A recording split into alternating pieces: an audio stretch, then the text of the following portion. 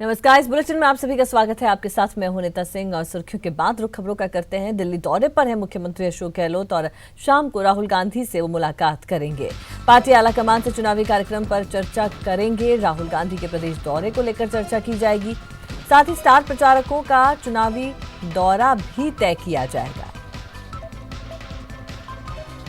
मुख्यमंत्री अशोक गहलोत दिल्ली दौरे पर हैं और आज शाम राहुल गांधी से मुलाकात करने का उनका कार्यक्रम है, जहां पार्टी आलाकमान से चुनावी कार्यक्रम को लेकर चर्चा करेंगे। राहुल गांधी के प्रदेश दौरे पर चर्चा की जाएगी। साथ ही स्टार प्रचारकों का चुनावी दौरा भी तय किया जाएगा।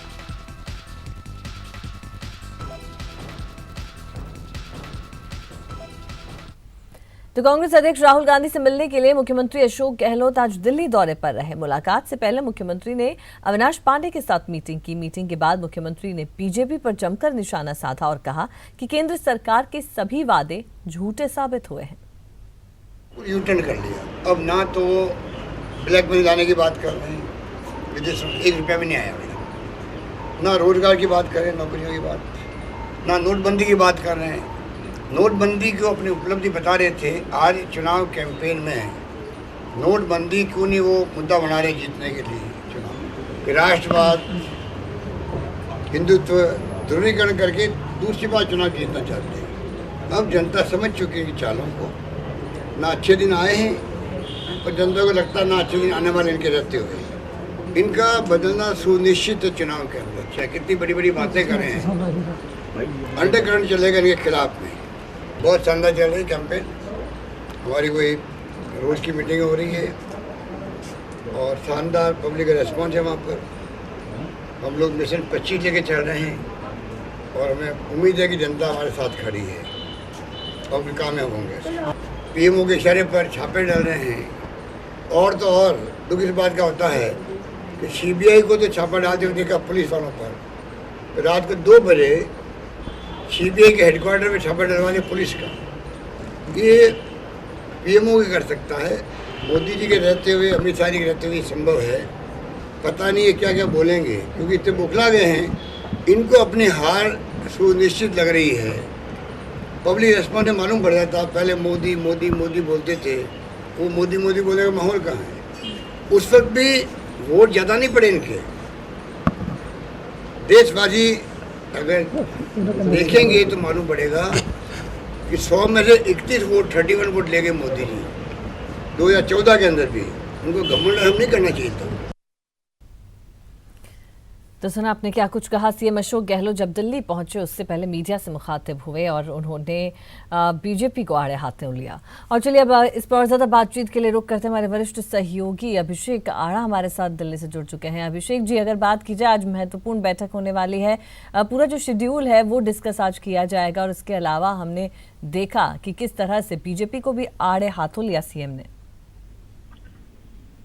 बिल्कुल अनीता जी, मैं आपको बताऊं कि सीएम दिल्ली दौरे पर हैं और आज राहुल गांधी से उनकी बेहद महत्वपूर्ण मुलाकात हो सकती है।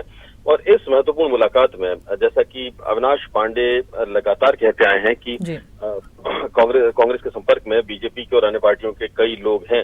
पहले भी एक बड़ा मास्टर स्ट्रोक खेलते हुए जो निर्दलीय कई विधायक हैं उनको और उनके साथ में बीजेपी से आए घनश्याम तिवारी, सुरेंद्र गोयल, इन तमाम लोगों को वो कांग्रेस में शामिल करा चुके हैं। और अब जिस तरीके के संकेत मिल रहे हैं वो ये बताया जा रहा है कि कर्नल सोनाराम, जो कि 3 बार कांग्रेस के टिकट पर बाड़मेर से सांसद रह चुके हैं, पिछले चुनाव में 2014 में वो बीजेपी में चले गए थे और बीजेपी की टिकट पर स्टालवार्ट लीडर जसवंत सिंह जसोल को हराकर वो लोकसभा में पहुंचे थे।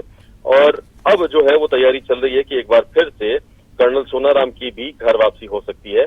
इस बात पर एक सैद्धांतिक सहमति बन चुकी है और अब फाइनली राहुल की हरी झंडी का इंतजार है।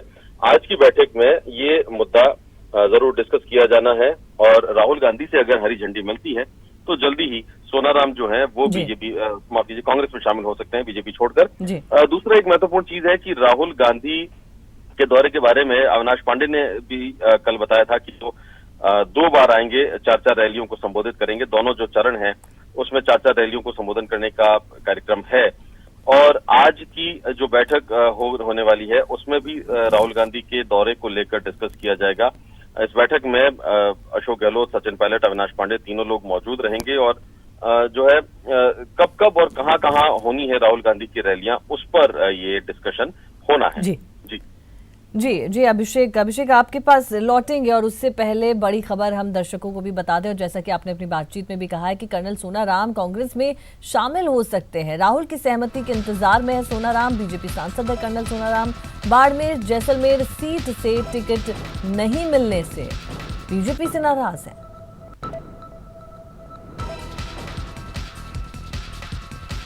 और हमारे सहयोगी अभिषेक आड़ा हमारे साथ जुड़े हुए हैं। अभिषेक जी, जैसा कि बात आपने कहा कि शामिल हो सकते हैं, इससे पहले मार्च में भी जब हालांकि सीएम अशोक गहलोत से उनके जो मुलाकात होनी थी, हालांकि वो नहीं हो पाई और उन्होंने भी उसको सिरे से खारिज किया। उसके बाद इन तमाम खबरों ने मारवाड़ की सियासत में हलचल मचा दी थी। तो अब क्या ये खबर पूरी तौर से पुख्ता है? क्योंकि कई ऐसे विरोध भी बार बार सामने निकल कर आए हैं। कर्नल सोनाराम और सीएम हैं, उनके भी रिश्ते बहुत ज़्यादा बहुत ही धुर विरोधी एक दूसरे के माने जाते हैं। लेकिन क्या लगता है कि टिकट नहीं मिलने से नाराज सोनाराम अब कांग्रेस का हाथ थाम लेंगे? देखिए, सोनाराम को लेकर जो क्या बनती है, किसकी कौन विरोधी है, उस चीज से ज्यादा महत्वपूर्ण अब ये हो गई है कांग्रेस के लिए, जिस तरीके से मिशन 25 का लक्ष्य लेकर कांग्रेस चल रही है जी। उसको देखते हुए ये जरूर कहा जा रहा है कि एक तरीके से हम कहें कि जीत के लिए कांग्रेस जो है वो अब हर वो कोशिश कर रही है, हर वो दांवपेच आजमा रही है, जिससे कि एक बड़ा मैसेज दिया जा सके, जिससे कि जीत हासिल की जा सके। और कर्नल सोनाराम को अगर शामिल किया जाता है कांग्रेस में किसी तरह से, तो मैं आपको बताऊं कि इसका मारवाड़ में और खासतौर से जो कई जातियां और कई वर्ग हैं उनमें एक बड़ा मैसेज जाएगा, वो कांग्रेस के लिए एक बड़ा फायदेमंद हो सकता है। तो इसको लेकर भी लगातार डिस्कशन और लगातार चर्चाओं का दौर जारी है कि किस तरीके से कर्नल सोनाराम को अगर शामिल किया जाए तो मारवाड़ की 2 से 3 सीटों पर बड़ा मैसेज जा सकता है।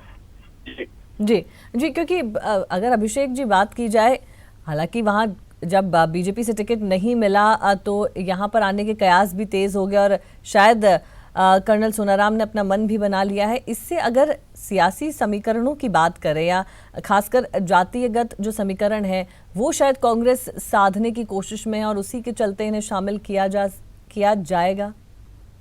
निश्चित रूप से अगर कर्नल सोनाराम जो है वो कांग्रेस ज्वाइन करते हैं तो बड़े जातिगत समीकरण को जो है वो जो साधा जा सकता है, और इसका एक मैसेज नागौर, जोधपुर, पाली और बाड़मेर, ये 4 सीटें जो है इन पर इसका सीधा प्रभाव कर्नल सोनाराम के शामिल होने का पड़ सकता है। जी, बहुत बहुत शुक्रिया अभिषेक आपका इस तमाम जानकारी के लिए। तो यहाँ पर हम आपको बता दें कि कर्नल सोनाराम जो है वो कांग्रेस में शामिल हो सकते हैं। राहुल की सहमति का इंतजार है। फिलहाल बीजेपी सांसद है कर्नल सोनाराम। बाड़मेर जैसलमेर सीट से टिकट नहीं मिलने से नाराज हैं। धुर सियासी विरोधी चुनावी मैदान में आमने सामने के योद्धा जब कहीं टकरा जाए तो क्या होता है, आइए दिखाते हैं क्या हुआ जब अचानक वैभव गहलोत और गजेंद्र सिंह शेखावत आमने सामने आ गए।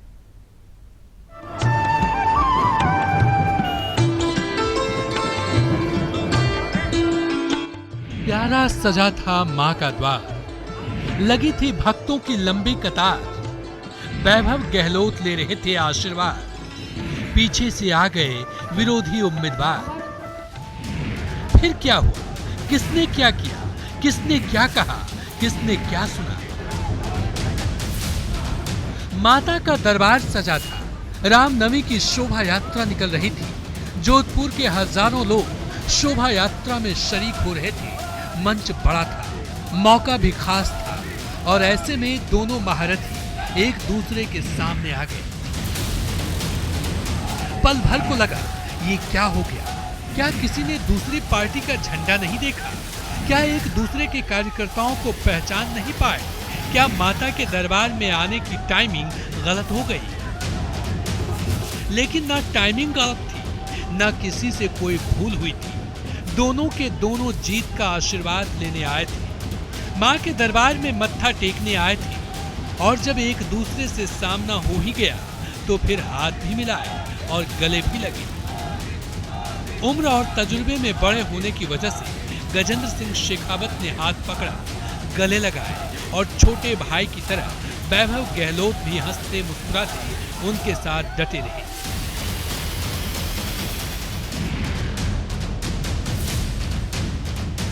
पीछे से मोदी मोदी की आवाज बुलंद होती गई। गजेंद्र सिंह शेखावत के समर्थकों की संख्या ज्यादा थी, लिहाजा मोदी नाम का शोर ज्यादा सुनाई दिया।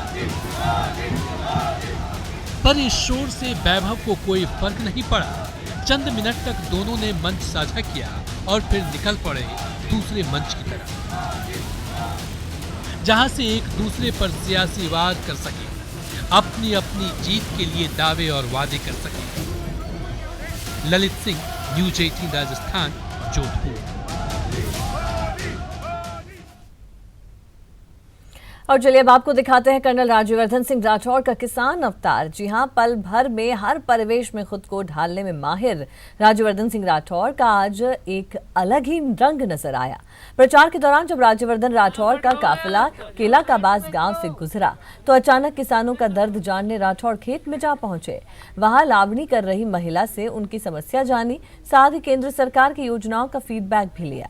इस दौरान राज्यवर्धन सिंह राठौड़ ने खेत में अपने हाथ आजमाए और गेहूं की फसल काटी।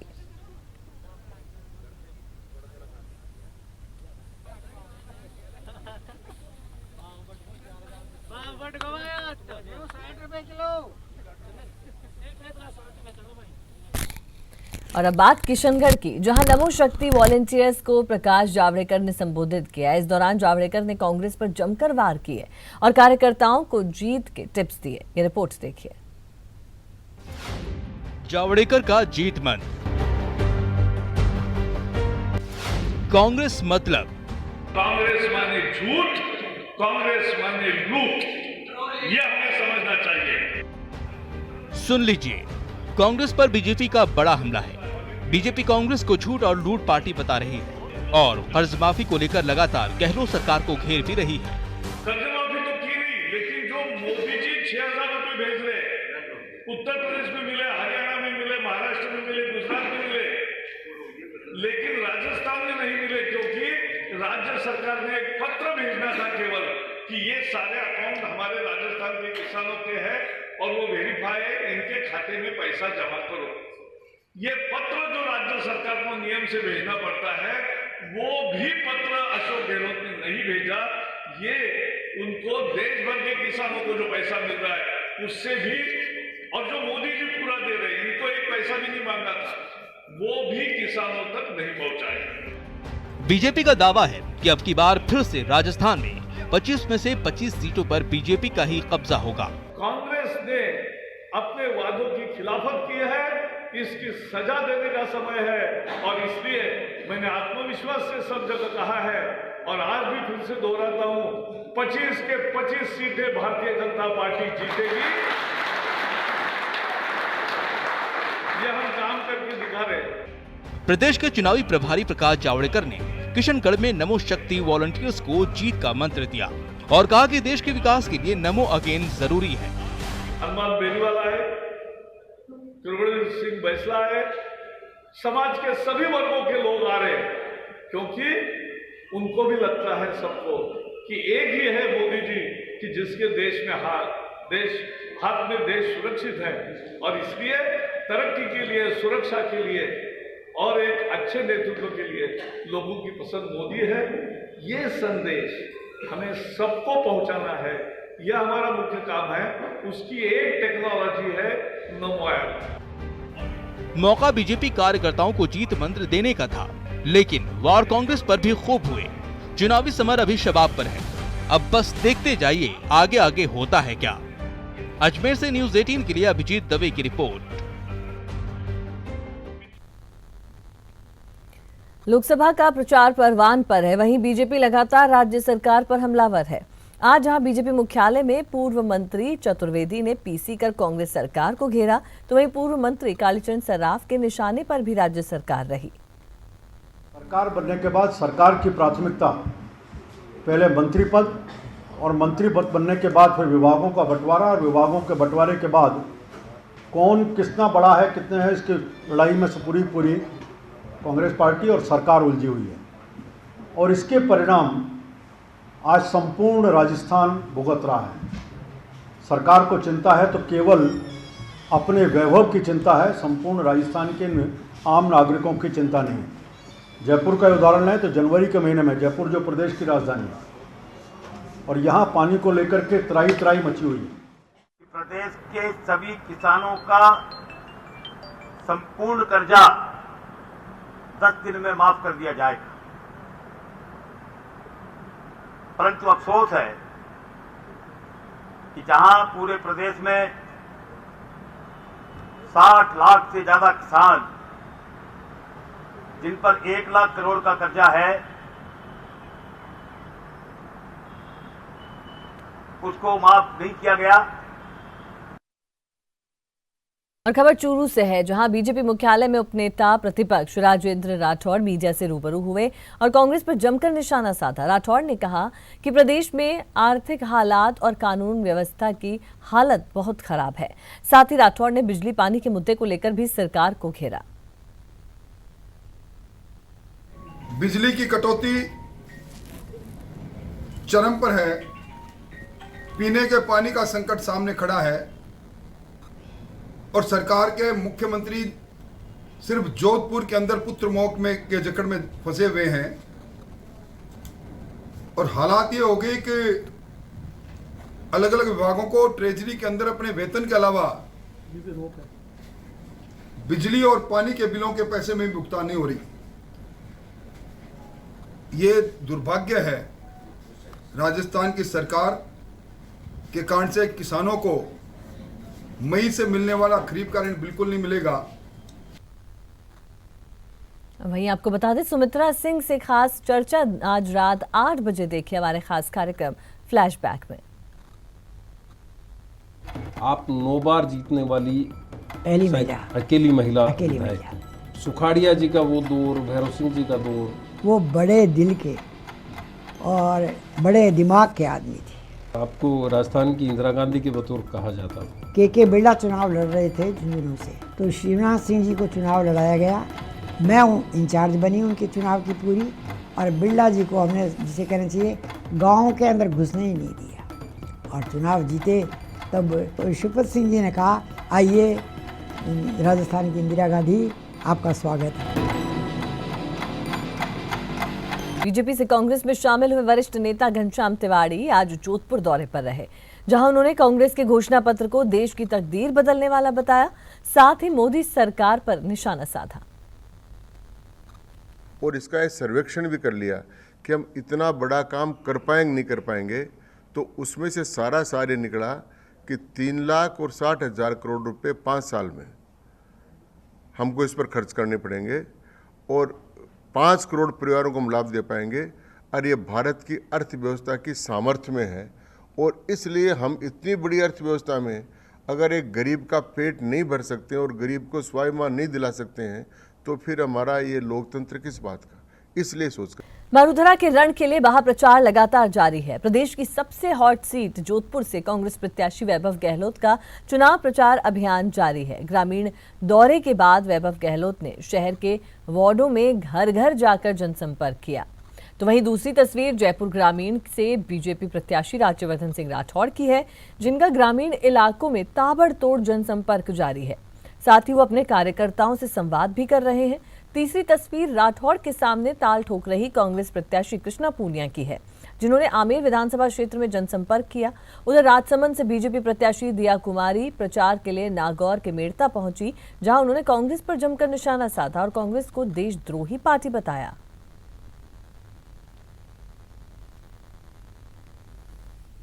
और खबर बांसवाड़ा से है, जहां बीजेपी के जिला महामंत्री पूंजीलाल गायरी ने दबंगई देखने को मिली है, जहां अपनी ही पार्टी के बीजेपी मंडल अध्यक्ष के पास पहुंचकर उन्होंने पिस्टल तान दी।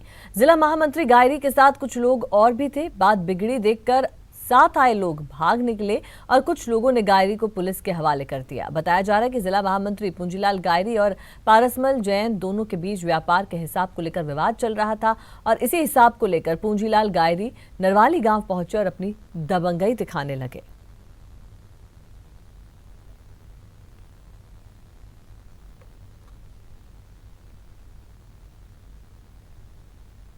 मैंने कहा आप अंदर पधारो, अपन बैठ जाए आराम से, और जो भी बात है मैं करने के लिए तैयार, हिसाब है तो अपन करने के लिए तैयार। हिसाब के नहीं, मेरे को मोहित को बाहर बुलाओ। उसके बाद दिलवाड़ा का वो लाल टी शर्ट पहन के वो व्यक्ति आया और उसने आके डायरेक्ट मेरे बच्चे की, छोटे मोहित की वो फेट पकड़ ली तो उसने शर्ट फाड़ दिया। फिर मैंने उसको बुलाया अंदर कि भाई बात क्या, क्यों लड़े कर रहे हो?